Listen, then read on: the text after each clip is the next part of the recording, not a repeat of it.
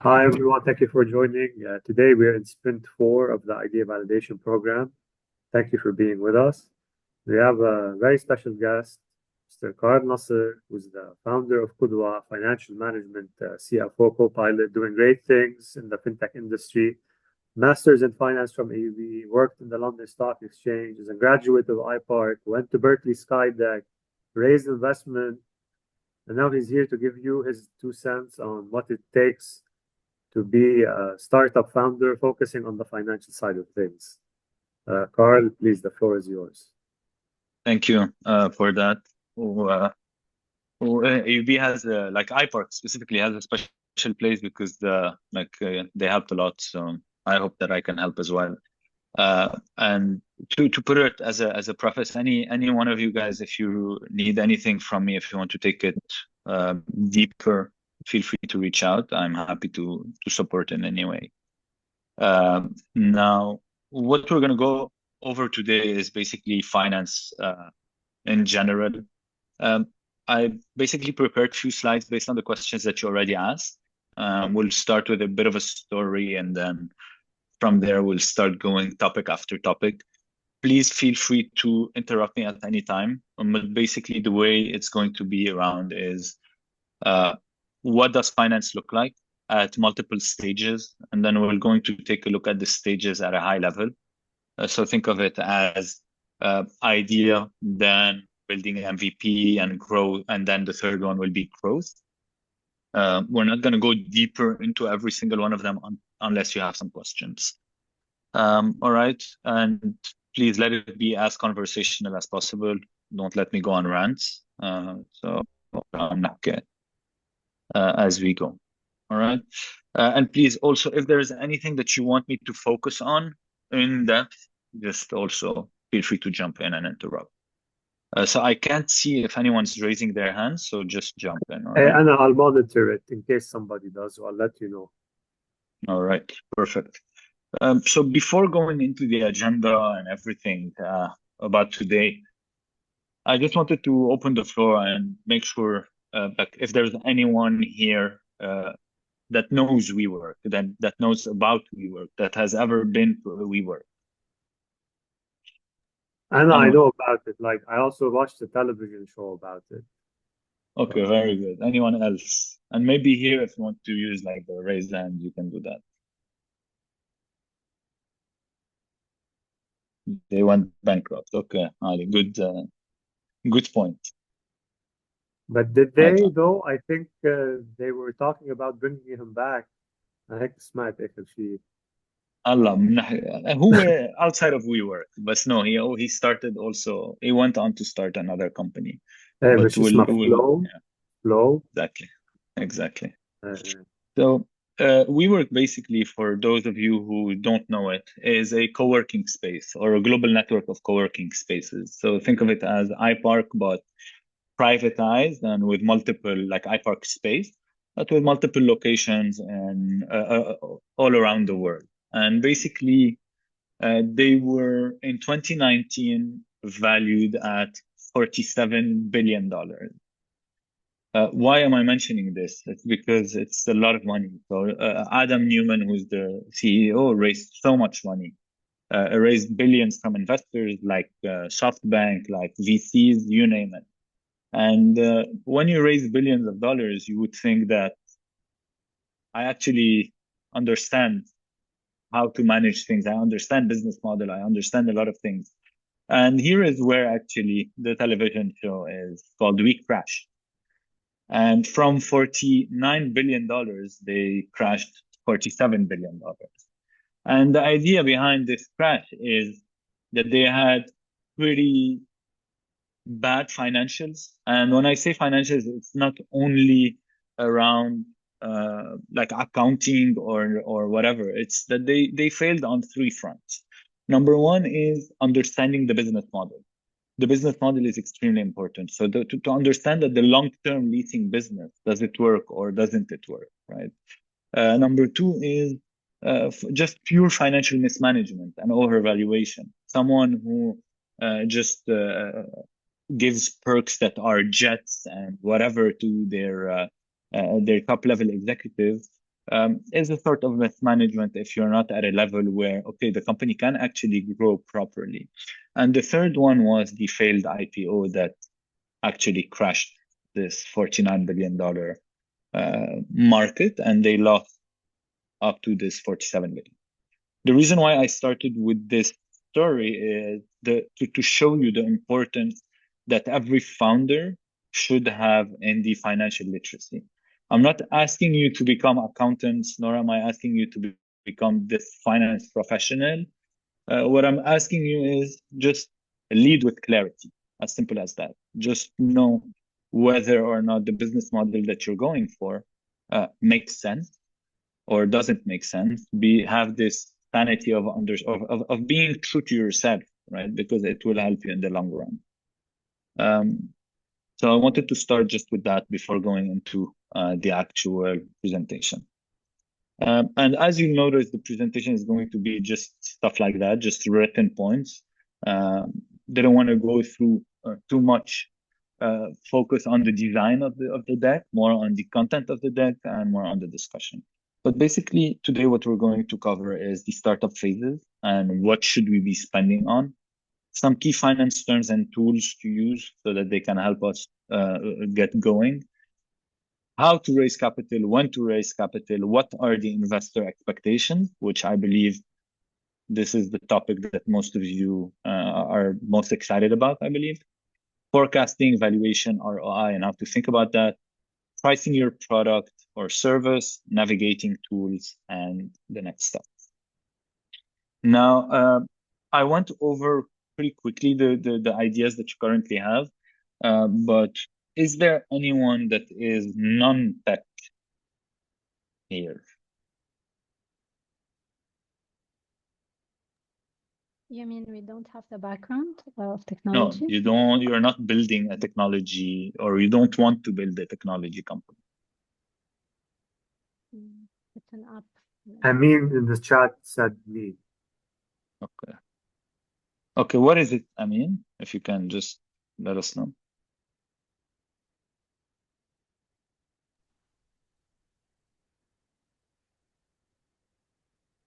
I answered on the spot, but later I understood that I thought it was related to my knowledge, Okay. if I'm knowledgeable in IT or not. But it's a platform. Yes, it is a platform, online platform. Okay, perfect. So it seems that 100%. Okay, thanks. I mean, it seems that that everyone here is building something related to technology or software or something like that. Very good. So the reason why I asked is to understand how much effort should we go and understand like investments that are coming in for working capital and all of that. But since we don't have that, so now to cover the startup phases, we have three general phases. Number one is the validation or the idea stage. Number two is launching this idea and building an MVP that grows into going to the market.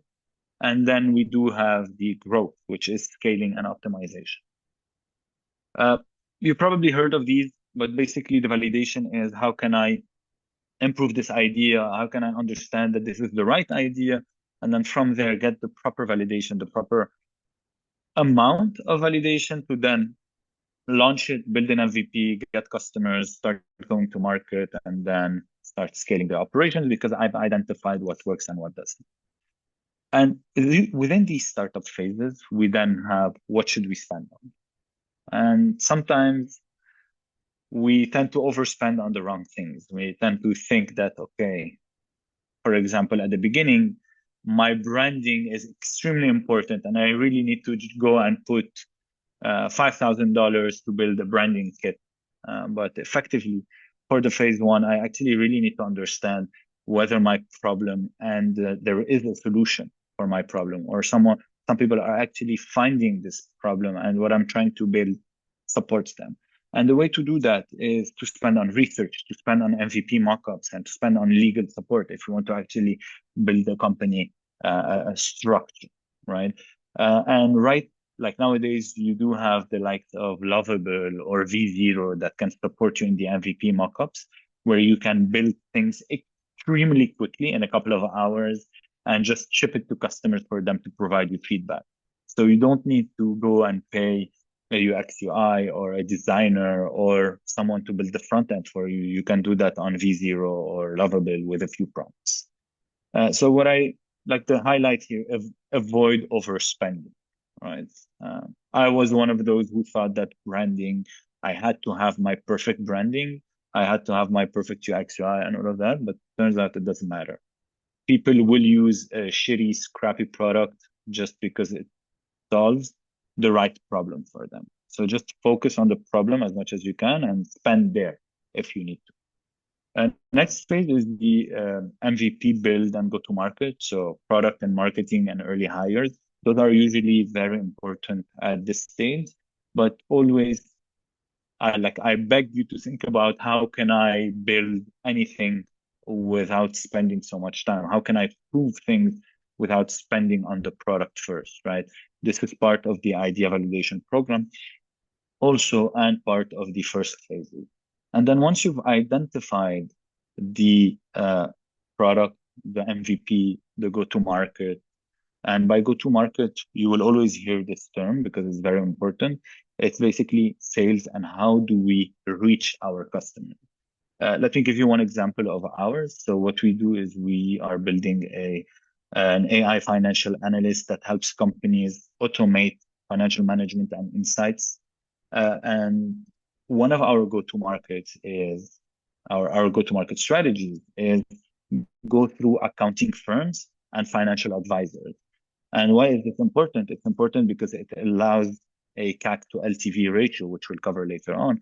So it allows a lower cost of acquisition to the customer while improving the lifetime value of the customer. So how much this customer is going to bring money into the company.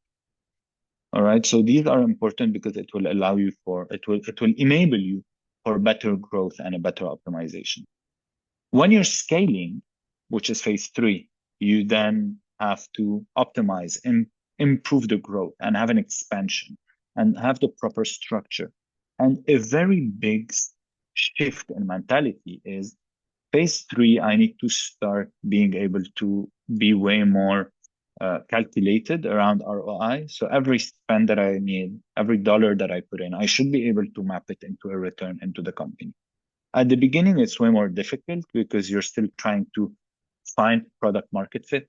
But later on, once you find product market fit, you have to start focusing on the ROI. Anything that's not clear so far, or things are fine? Right? Very good. Now, out of these, there are tools that you can use. So first, I will not ask you to go and pay subscription for an accounting software. Just use Google Sheets, use Excel, use whatever. Just keep track of things. Keep track of things in a proper way. If you need templates, if you need some support, some guidance, reach out. But basically, send me an email with your problem and I can guide you through it, maybe prepare something and share it to you. But basically, what am I spending on? How much is it? When did I spend? What is it linked to? This is what I need. That's it. And the reason behind that is it's extremely important to understand what did I spend on. So just keep it clean, right? After that, the next phase is QuickBooks and Xero and the other, right, which are accounting softwares, cloud-based, works for practically basic companies all the way up to, let's say, $50 million in revenue. You have the capability of using these tools, of course, while coupling them with, of course, I'm going to put the software that we're building, which is Qudwa, which is part number 3, which is the later stage. And after that, if you need some support, you can ask for part-time support at first. There are a lot of companies that provide accounting support at first, part-time, very cheap, that can support you on that. And also I can refer you, so please feel free to reach out on that. Now, I already mentioned these, but there are some tools that we have to use. And why did I add this little pyramid? It's a pyramid that I actually love to talk about. I talked about it on LinkedIn. I talk about it to every investor I meet. I talk about it to everyone.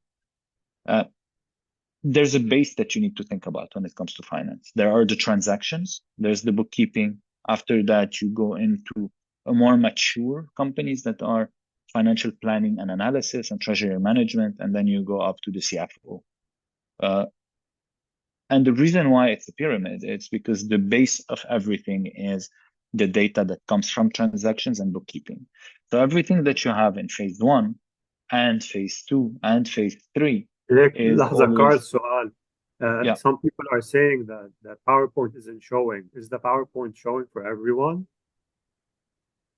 I see a thumbs up from Reem. خلص But- if you can see it, sorry for interrupting. No, it's fine. Let me stop sharing and share again. And I see thumbs up, so it looks good. It would have been weird إذا عم بحكي كل هالوقت وما في Hey, ما في no, PowerPoint. somebody wasn't seeing it and now they're seeing it. That's one person. All right, perfect. Okay, so out of this pyramid, when we're talking about it, having clear numbers is quite important, right? So having the data available, right, in whatever way, shape, or form. Later on, we can always fix it, but it's important for it to be there so that we can start understanding what we're going for. Now, moving forward, I already mentioned a few of these topics, but there are a lot of concepts that are important for you today and are important for the investors. Number one is revenue, which is how much money am I making?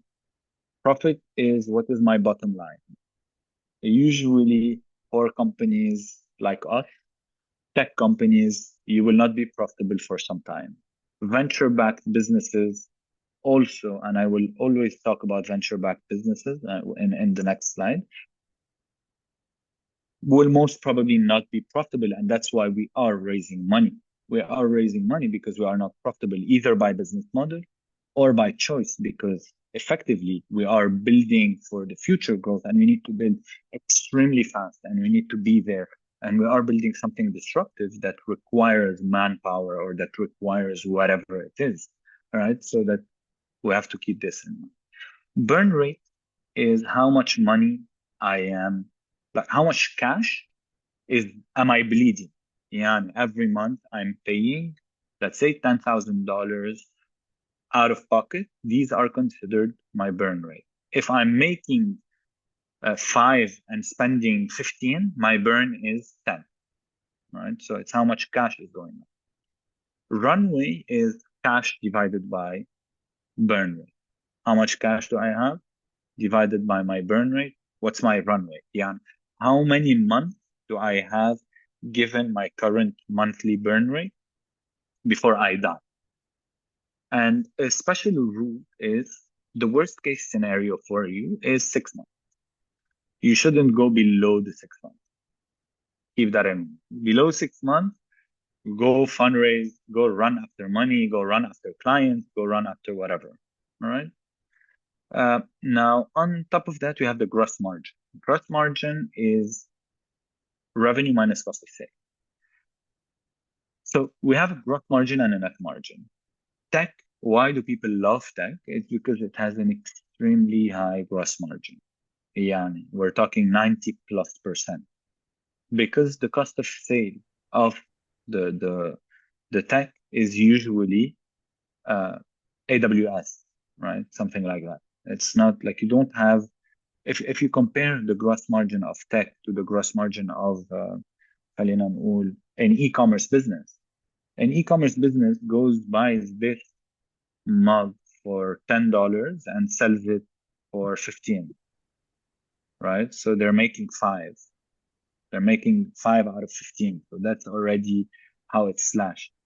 For us, we sell for 15 and then we pay 0.1. So we're making 14.9, right? So that's the idea of how it is.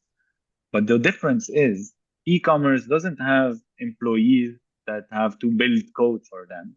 That's their biggest cost, the cost of that. For us, we have to get engineers, data scientists, marketers, whatever. Okay. So this is the topic around gross margin. Growth rates is quite important because the velocity at which you're growing is extremely important. Any business can grow. Any business. If you put your mind to it, it will grow.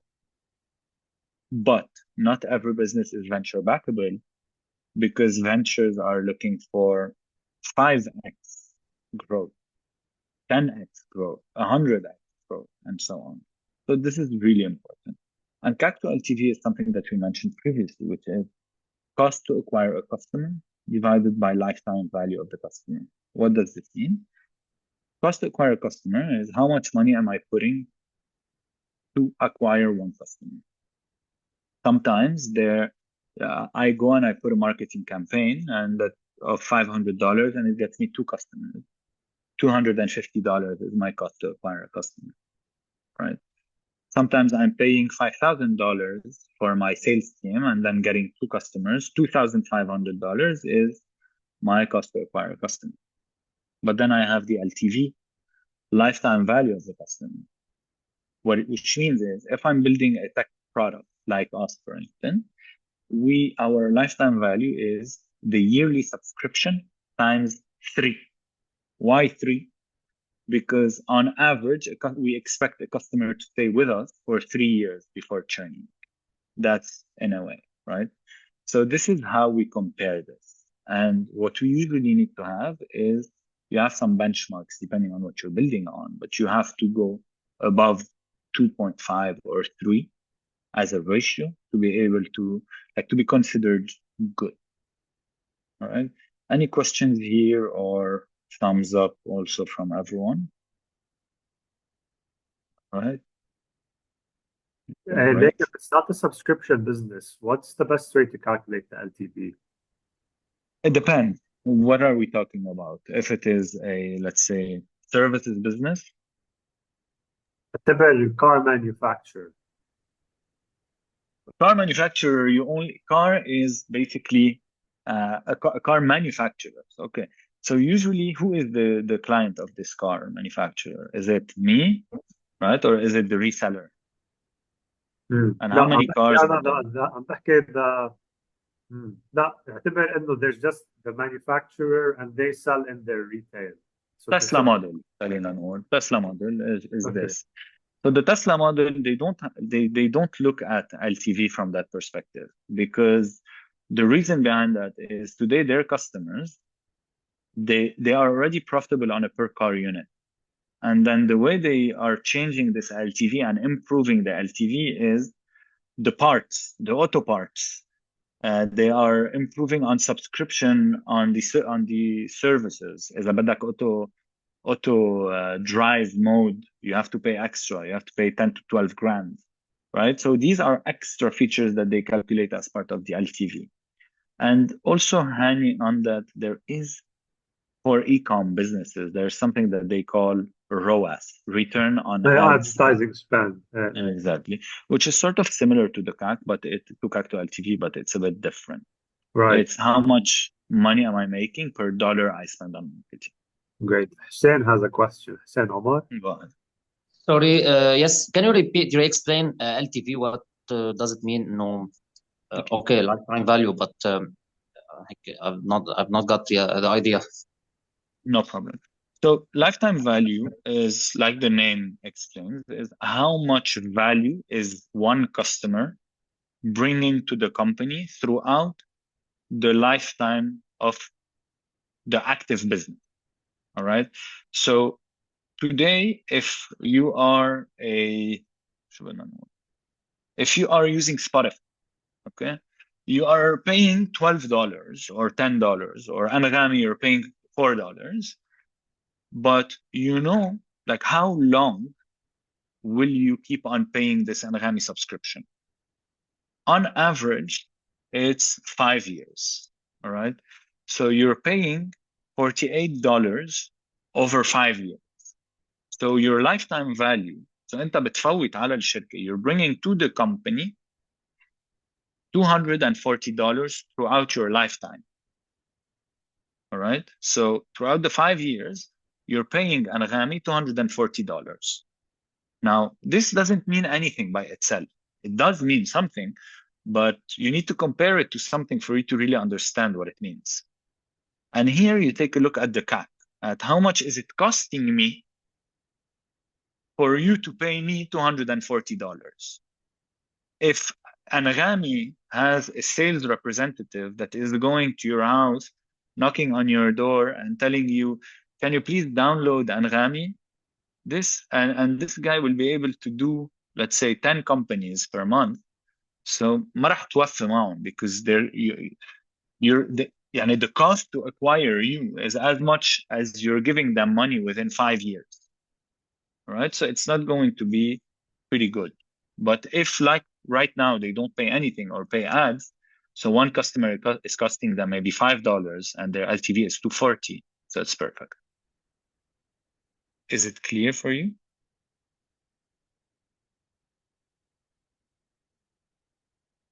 Yes, See thumbs up. thumbs up. Okay, thank you. All right, great.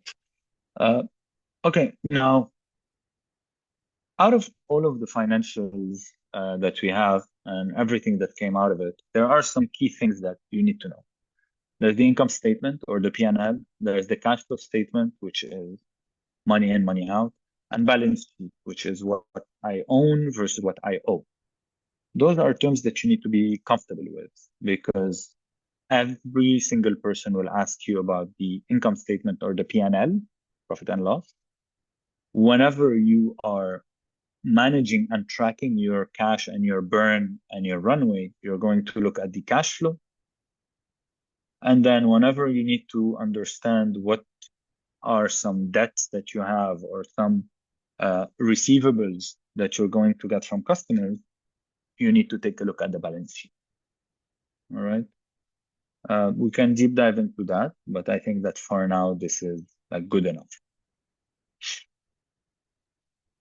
Now, fundraising. Everyone's probably the most excited about that. Why, when, how much? Below the question. But basically, let's take a step back and just talk about, well, what are the stages of fundraising? So for fundraise, we start with friends and family.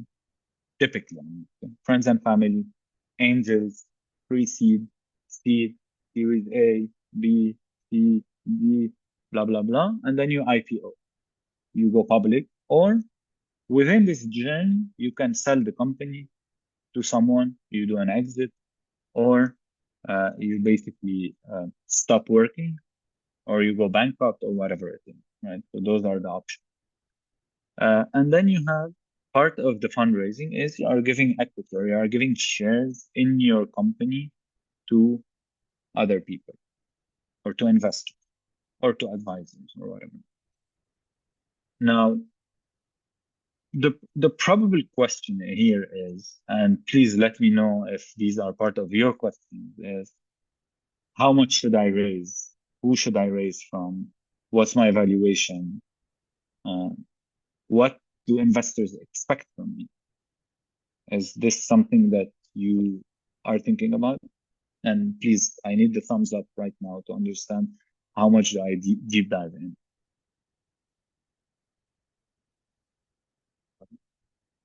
2, 3, 3 thumbs up.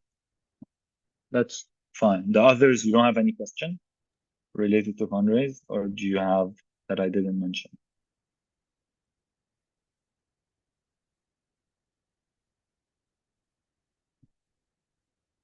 Right. Okay. Yeah, I should go ahead. Yeah, sorry, Carl. Was it a thumbs up or? I'm not sure if you mentioned this, but I just want to understand the concept of Series ABC. Okay, so basically, there is the naming convention, and then there's the definition of this naming convention.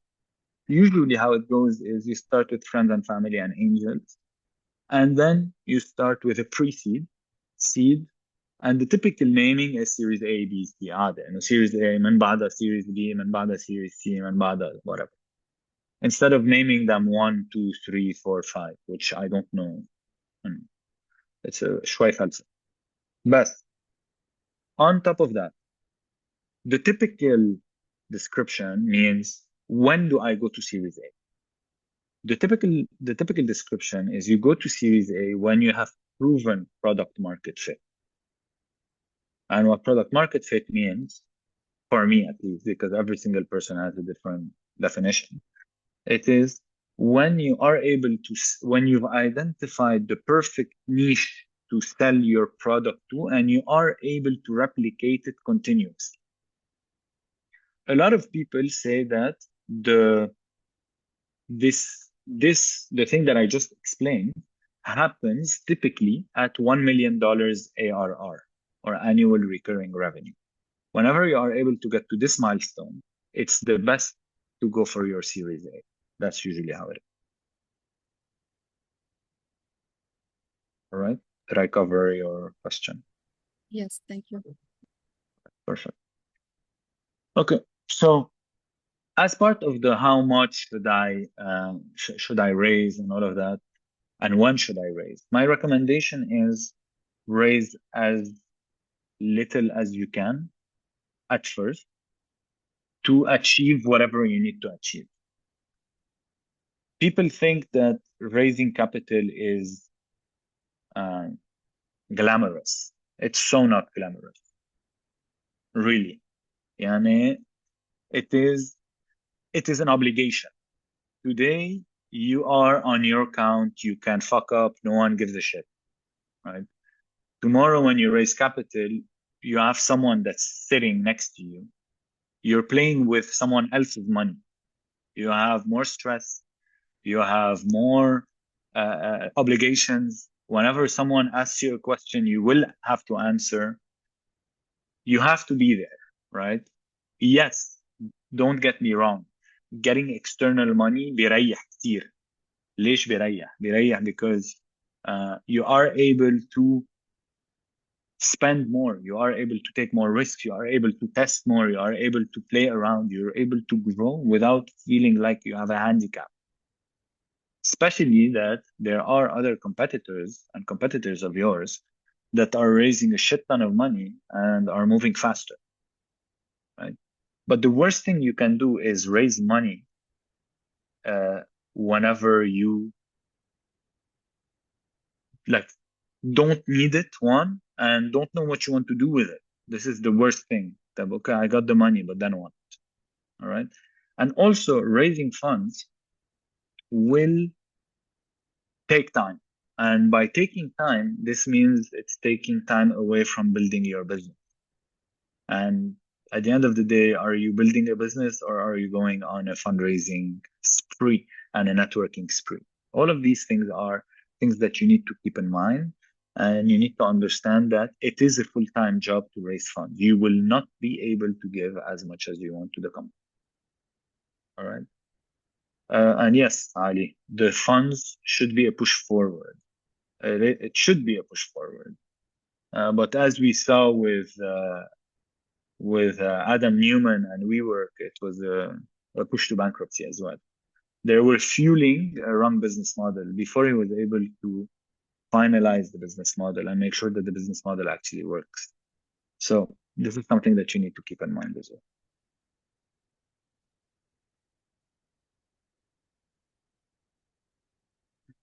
He does. So Ali wrote on the chat, like, Adam winks and get funds. Yeah, he does. He does. But also you need to understand where you're building from. And to give you a reality check, you're not in the US. You're in the MENA region. And let me jump a couple of slides here, because there are some investor expectations between the US, or between global markets, and between the MENA. In the MENA, they need clarity, they need traction, they need revenue, they need validation. They're not as tolerant for risk as global markets. Global markets, they are more tolerant for early risk. They would fund an idea if it's an idea. They would give you $3 million on a deck. In Lebanon, funds aren't that available. In the MENA, funds aren't that available. You are competing against a million other companies that think they are as good as you, as strong as you, and as differentiated as you. So how are you going to differentiate yourself? It's something that you need to show. All right. So keep that in mind. It's a completely different ball game here and in the US. It's a completely different ball game between the US and Europe. it's completely different valuations between here and there. Right?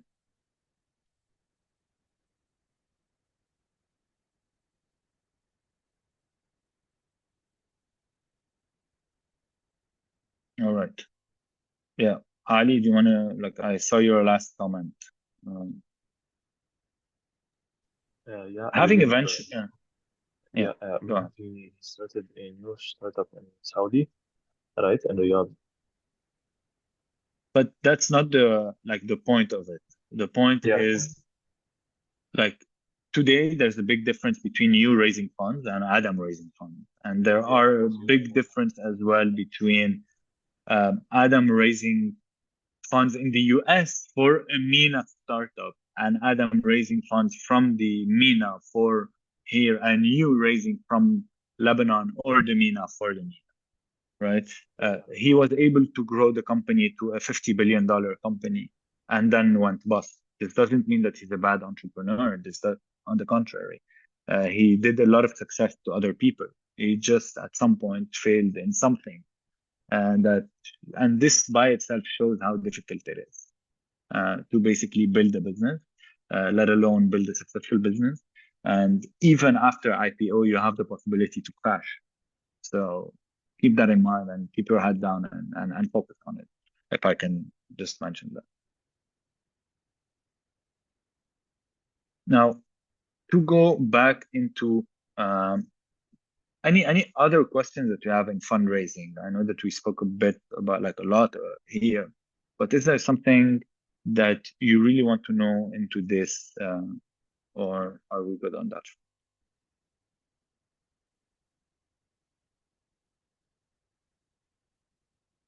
All right. Okay, great.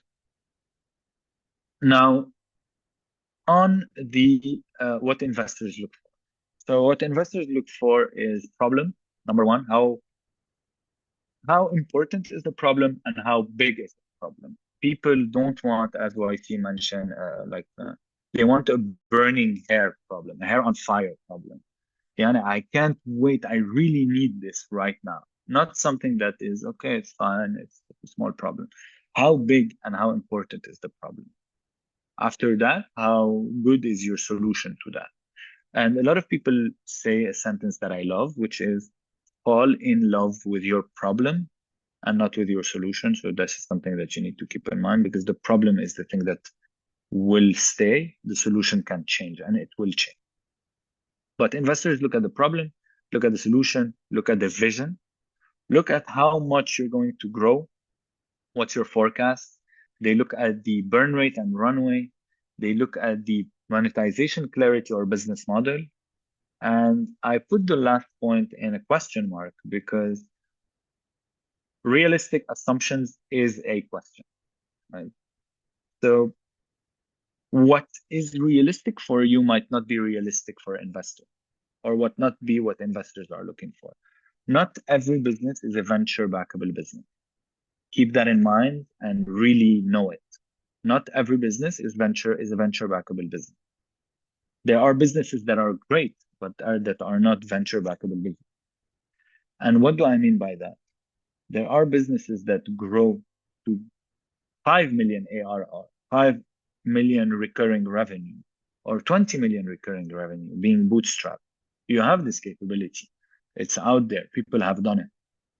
But the question with that is, like $20 million in ARR is not what an investor is looking at, right? 20 million in ARR is 100 or 200 million in exit. That's not what they're looking for. They're looking for 1 billion, 2 billion, 3 billion, 5 billion, 10 billion, 100 billion, right? This is what they're looking for. So the forecast that you have or the assumptions that you're going for should be according to that. So you should have this hyper growth mindset. Go big or bust. مش I grow, عروا, chill. Go big or bust. That's the mentality of a VC. And you need to understand which game you're playing in.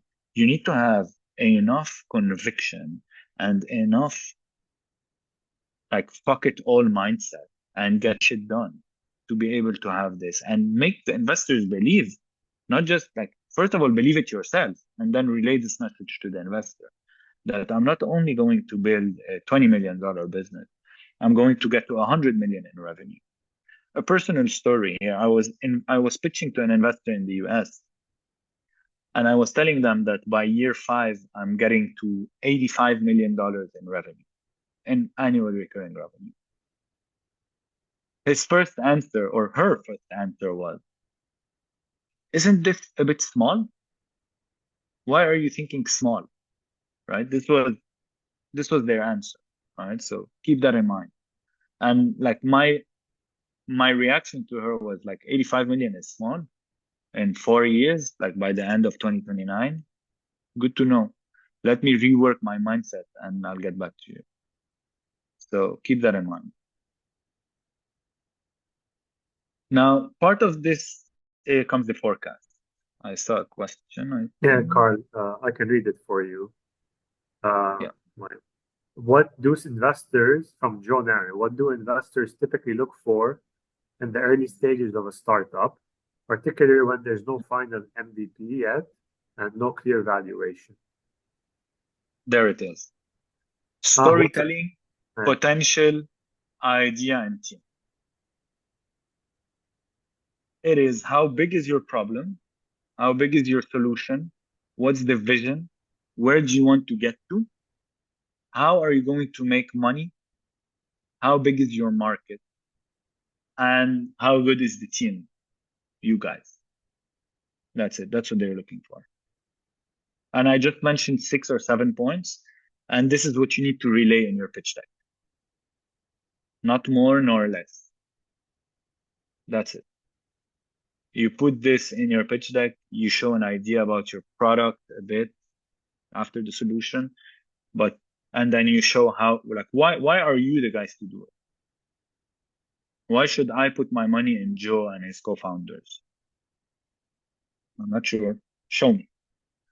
Do they know their problem enough? Is the solution good? How big is the market? Where are they going?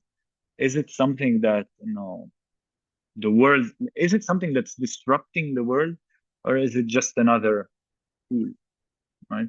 And how big are they thinking? Are they efficient enough? Are they whatever? And what's the business model at a high level? And that's it. Now, part of the forecasting basics, because we spoke about that, is my recommendation is build it based on the business model. So build it based on the forecasting structure. Start with, okay, what am I looking for, right? Maybe start with a 12-month thing. So there are 2 forecasts that I usually go for. Number 1 is the operational forecast that I think you might not need at this point, which is the 12-month forecast. But this will give you, if you do it, like you can do it in 5-10 minutes, just write things. What do you expect to spend on? What do you expect revenue to be here, if any? And like, how much money will you need within the next 12 months, right? And where do you expect to get to? Having the expectation of the milestone is very important to keep in mind, right? Because it will show the person that you're talking to, and know, what am I actually doing with your money? Because this is important. And then you need to have some sort of logic or some sort of logical assumptions. Michelle, no, I'm spending $5,000 in marketing and getting $1 million in revenue. Guys, really? I'm not stupid. Okay, so it needs to make sense at some point. And all of this information is available either by asking people or by testing or by finding it on. All right. And then this is a very investor specific thing, which is the 3 to 5 years forecast, or they call it pro forma financials. There are some investors that ask for a financial forecast, and there are some investors that really couldn't care less about that, right? In the US, they don't really care, especially at your stage. In the MENA, they do care. Why? Not sure. But basically, the goal is to tell the right story, to show the business model is viable, and that, as we talked about, you are VC backable. Yani, you need to grow like crazy. You need to grow first year 10x, second year 8x, third year 6x. fourth year 5x, then 4 or 2 or 3. Like you need to grow this fast. All right. But keep in mind also that everyone knows it's an assumption, and do not waste time over engineering, especially at your stage. And I'm telling you, you might not even need it. All right. But also, if you need some visibility on that, feel free to reach out. Happy to support. Valuation today, valuation is based on, in Arabic we say الشلفة. كيف ما كان. There isn't a way to do it today. There's how good your story is, what's your potential, what's the market practices. Today, do not give more than 20 to 25%. Do not give more than 30% at any round. Mamnua. I will not allow you to do that. All right, but usually it happens between 15 and 25. Let's say this is the norm, depending on where you want to get. Even like, are we talking just VCs or even angel investors, for instance?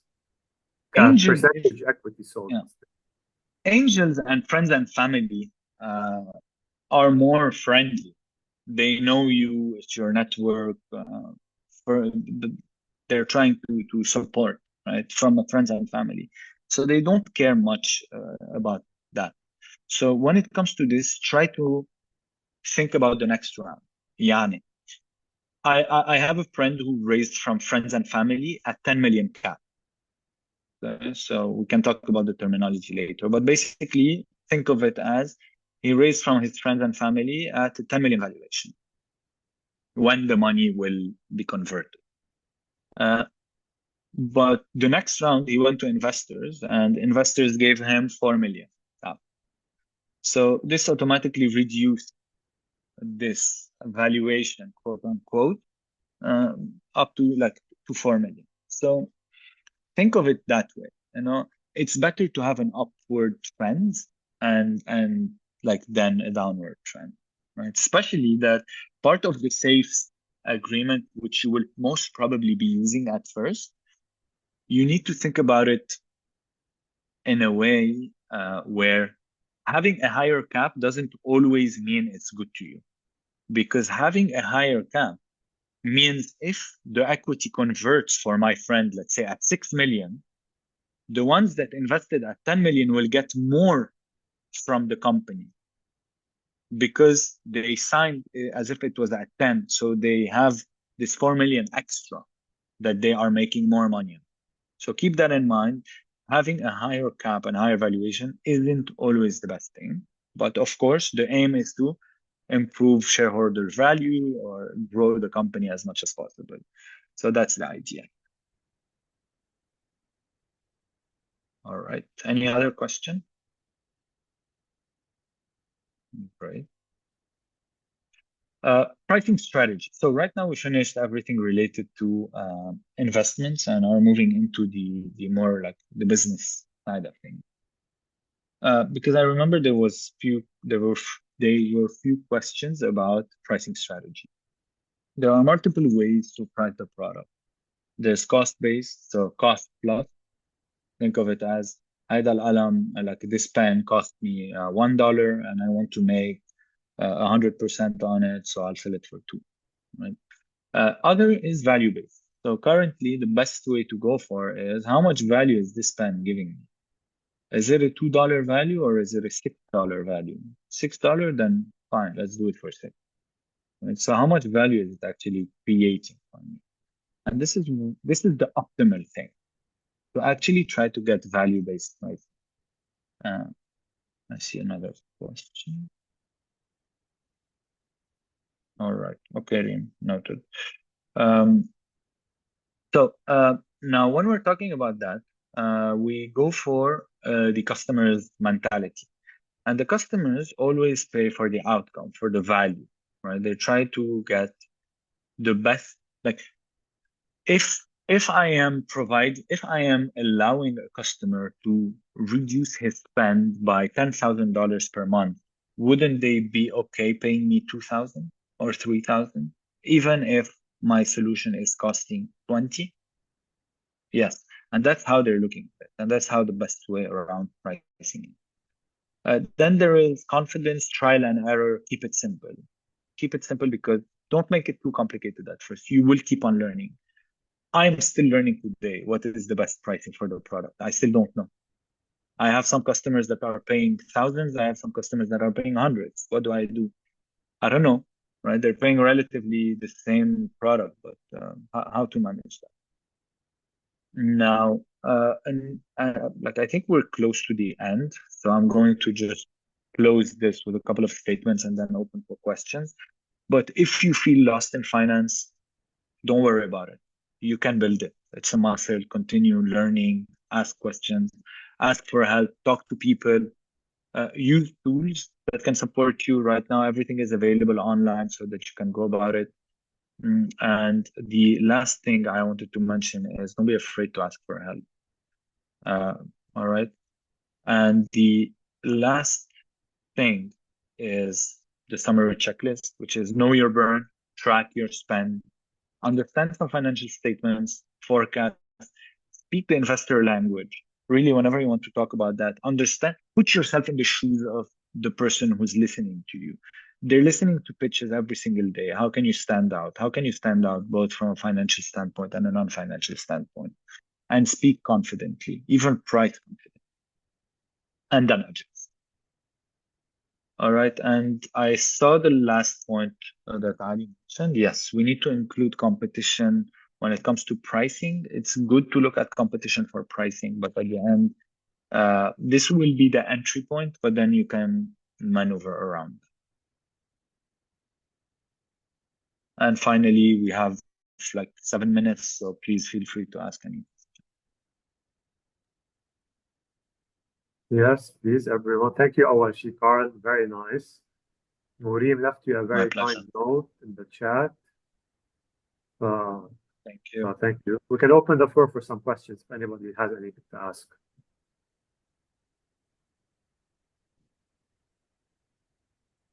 Aisha Kamed, very informative. Thank you, Carl. So again, they're echoing my thanks. Questions? Okay. عندك بالchat Joe, then we'll move to Ali. Joe is asking, could you kindly explain more why a higher valuation cap could be risky or problematic for the founder in the long run? All right, Akid. So I will give you 2 examples. Number one is an investor or a founder that raises on a safe. Are you aware, Joe, about what a safe is? Safe agreement? It's in the online module, يعني. Perfect.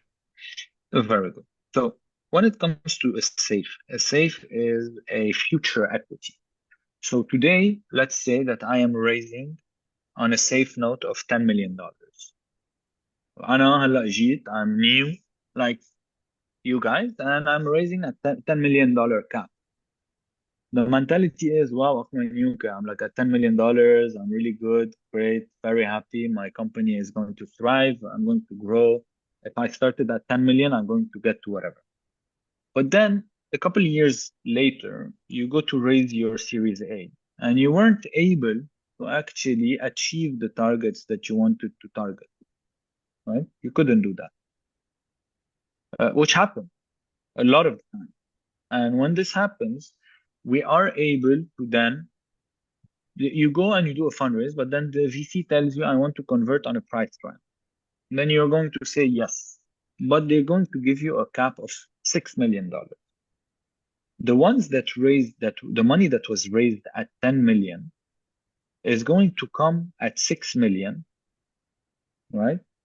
And take extra money for the missing 4 million. All right. So this is explanation number one. Is it clear to you or not really? Okay, so thank you for your explanation. I am missing maybe a point.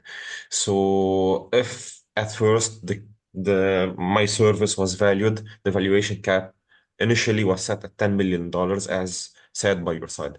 So when investors come in at another rounds, they valued my company at $6 million. So at this point, isn't the investors losing, not me as a founder? So is this bad for me or for the investors? Thank you. You will be the one who's always losing. Yani, whenever there is a gap in converting the stocks, converting the promised equity into actual shares, it's going to be taken out of your bag, not out of anyone else's bag. So to cover for the missing $4 million worth of extra capital that you're supposed to give to the company, to the investors, is going to come from the founders' shares and not from anyone else. Okay, that's clear. I got it now. Thank you. All right. Okay, Ali Izzuddin. Yes. Hello, Carl. Thank you. I was here. Secondly, I wanted to ask about the projections. Usually, when you're showing investors or in competitions or حيالله يعني projections usually بناخدهم نحن أكتر يعني realistic conservative way ولا we hype them up ولا I know that تم سامسونج يعني بس إنه أكتر واحد what's the يعني أكتر best scenario approach to take these projections into mind? What do you want to achieve out of these projections? Is it an internal projection or is it an investor project? What's the goal out of this projection? I prefer a realistic approach. So a realistic approach might be conservative and it might be a bit higher. And you want to show investors that because honestly, I prefer the real way of doing this. Very good. Of course, it has to be something real, quote unquote, أكيد, because you have to be able to say that, يعني, this is what I will achieve. But when it comes to real, there's always this, okay, but what does real mean? Real to you is very subjective. Real to me is different than real to you, right? Real can be, I want to grow to $100,000, or real can be, I want to grow to $1 million, and this is how I will do it. I will hire 5 people in the sales department. I will spend 100,000 on marketing, and this is how I will achieve because my numbers have proved this before. You see what I mean? This is how real can be for the exact same product. Okay. All right. So it depends on how confident are you that you're going to grow to what level. And that's why what I tell you when I stress on the fact that not every company and not every founder is VC backable, this is what I mean. Your reel can be $100,000. My reel can be 100 million. When Adam Newman goes and raised $2 billion right now, it's because he showed the companies or his investors that he can reach to a 10 billion. And that's the way that he's going to do it.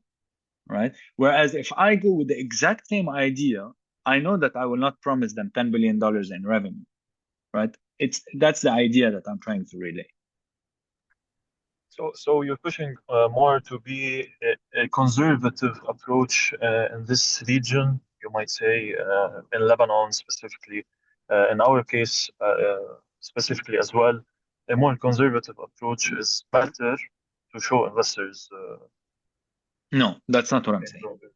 Oh. I'm saying go for whatever you believe in first. Okay. Because this will tell you a lot about you and whether or not you want to steer the ship in the direction that is VC backable. And it's a reality check for each and every one of you, right? And it's not as simple as that. It's not as simple as that to actually build this type of business that is like go big or go home. Okay? And if you're comfortable with it, and this is what you want to get to $100 million in revenue by year 5, then show me how you can do it. Then prove to me in numbers that you can do it.